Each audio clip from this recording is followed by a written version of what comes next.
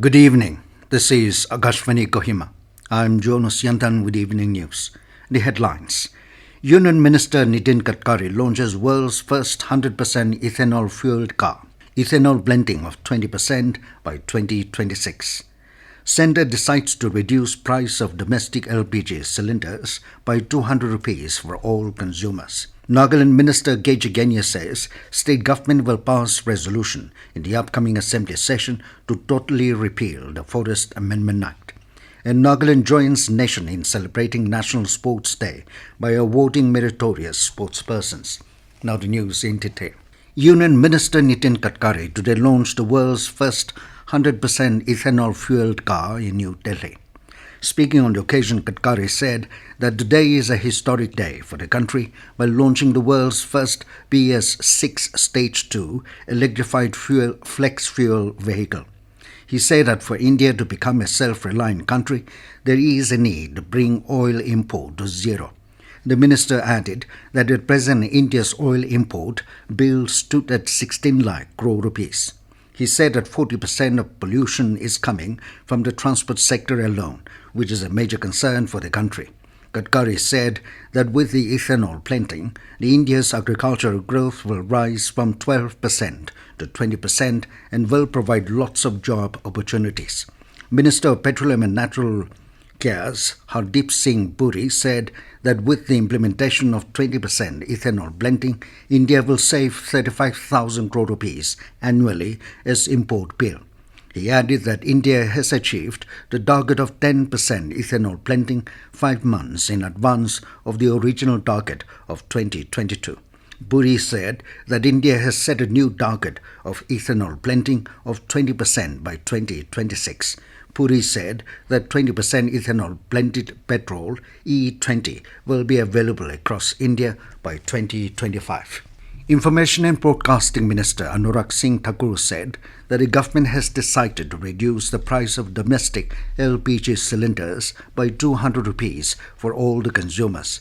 Briefing media in New Delhi today, the minister said the benefit now stands at 400 rupees per LPG cylinder for the Ujjwala beneficiaries. He said government will provide 75 lakh new free LPG connections under Ujjwala scheme. Minister for Power and Government spokesperson KG Kenye said that Nagaland government will pass a resolution in the upcoming assembly session to totally repeal the Forest Amendment Act. Kenye, however, said that Forest Amendment Act will be discussed in detail during the consultative meet convened by the state government on September 1 ahead of the assembly session. He was today speaking to newspersons on the sideline of a program in Kohima. Kenye also hinted that a new bill for Nagaland Municipal Act will be tabled in the assembly session. Nagaland today joined the nation in celebrating National Sports Day by awarding meritorious sportspersons. On the occasion, Youth Resources and Sports Department organized a grand event at Indira Gandhi Stadium, Kohima, where 319 meritorious sportspersons from various sports disciplines were honored with cash awards and citations. 5 coaches were given state awards.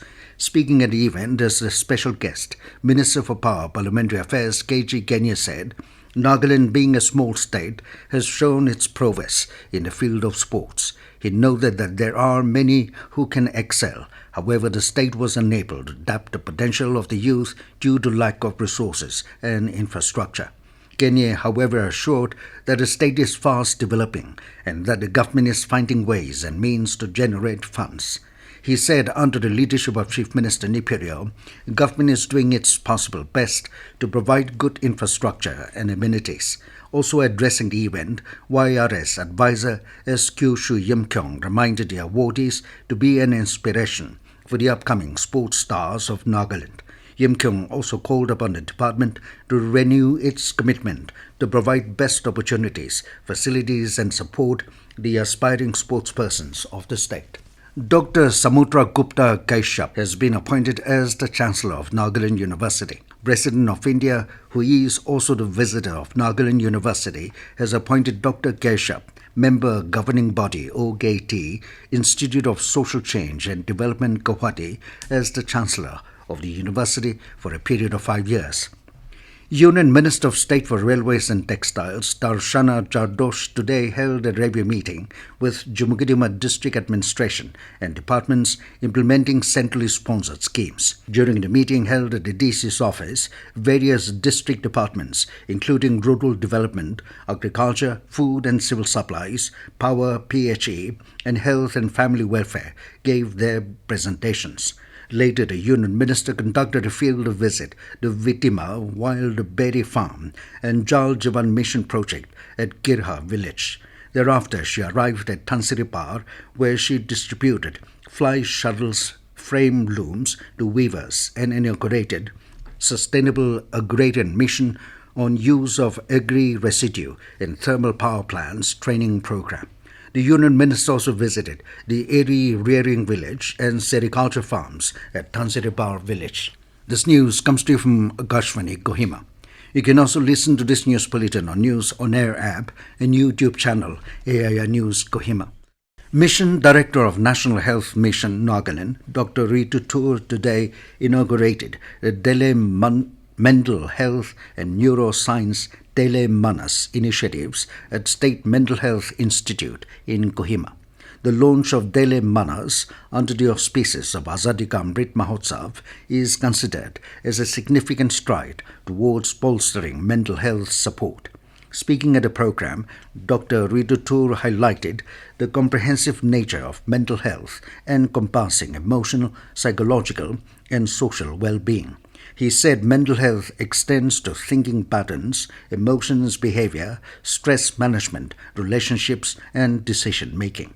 He said Daily Mana strives to bridge the gap between mental health services and those in need by offering remote access to mental health professionals. Dr. Toru said Daily Manas facilitates early identification of mental health issues, enabling timely intervention and care. The Committee on Government Assurances will be conducting an on-the-spot verification visit to assess the status of Nagaland House at Navi, Mumbai. According to an official bulletin, Committee Chairman Kozoluzo Nino has scheduled the verification to be conducted from 20th to 23rd September 2023. All members of the committee have been urged to make necessary arrangements to participate in this visit. Nagaland Board of School Education (NBSC) has informed all regular sender repeaters and eligible compartmental candidates of HSLC and HSSLC examinations 2023 that the last date for submitting forms for HSLC and HSSLC examinations 2024 has been extended to August 31, 2023. NBSC said there will be no further extensions granted beyond August 31, 2023. Zonoboro District Administration, District Hub for Empowerment of Women, and Beti Bachao Beti Badhao today jointly organized a one-day skill development program on food processing at Circuit House, Zonoboro. The program endeavors to empower women, enabling them to carve a niche for themselves in the society by harnessing the diverse avenues and opportunities available. Numerous enthusiastic women participated in the training, where trainers shared insights on grafting, bamboo shoot pickles, and their preservation. The program equipped the trainees with skills to potentially market and sell the products for sustainable income generation. Kohima District Legal Services Authority (DLSA), in collaboration with Zeminu District Administration, today organized a legal awareness program on National Lok Adalat at Zeminu Town Hall. During the program, resource persons from Kohima DLSA informed that free legal service are available for people who cannot access paid services. They said Lok Adalat is a people's court in which court-free is not charged and petitioners can have direct interaction with judges. It was informed that National Lok Adalat is conducted 3 times a year. Zeminu Deputy Commissioner Dr. Tino Jungshi Chang in his address said that Lok Adalat is one of the easiest and peaceful way of settling disputes. The DC encouraged the gathering to take full advantage of legal services. And now to the news, here are the main points again. Union Minister Nitin Gadkari launches world's first 100% ethanol-fueled car. Ethanol blending of 20% by 2026. Centre decides to reduce price of domestic LPG cylinders by 200 rupees for all consumers. Nagaland Minister KG Kenye says state government will pass a resolution in the upcoming assembly session to totally repeal the Forest Amendment Act. And Nagaland joins nation in celebrating National Sports Day by awarding meritorious sportspersons. That is all we have in this evening news bulletin. Good night